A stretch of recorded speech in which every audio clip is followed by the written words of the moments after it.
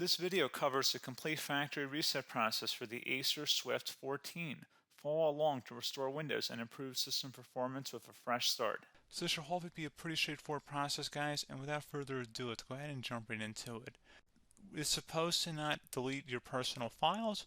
I strongly suggest that you create a backup of any important files or documents before you proceed, because even though it might say that it's going to save your personal files, there's no guarantees that it will, so just keep that in mind, and we're going to go ahead and jump right into it. So we're going to go ahead and start by right-clicking on the Windows Start menu, and we're going to select the Settings.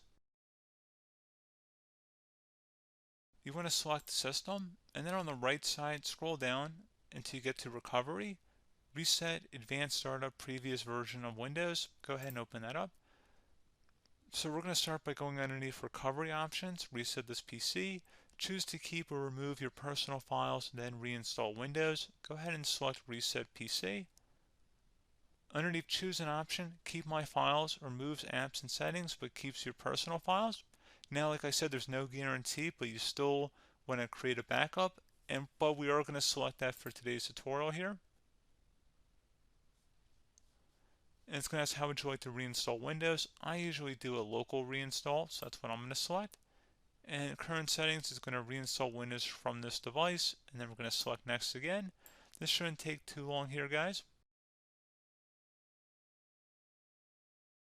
And resetting will change settings back to their default, keep personal files, reinstall Windows from this device, remove all apps and programs, and you can also view what apps will be removed.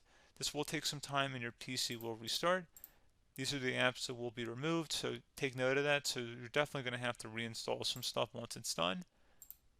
So it looks like I accidentally closed out of there, so I'm just going to go back to exactly where we were. And we're just going to go ahead and proceed with the reset here and select reset.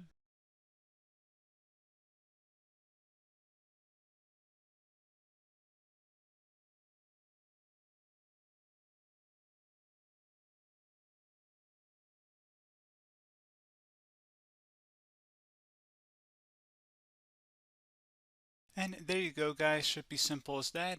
Go ahead and reinstall any of the applications that were removed. You can see a list of them by clicking on the link that's going to be on our desktop here. And that's pretty much it, guys. So, as always, thank you for watching this brief tutorial. Do hope I was able to help you out, and I do look forward to catching you all in the next tutorial. Goodbye.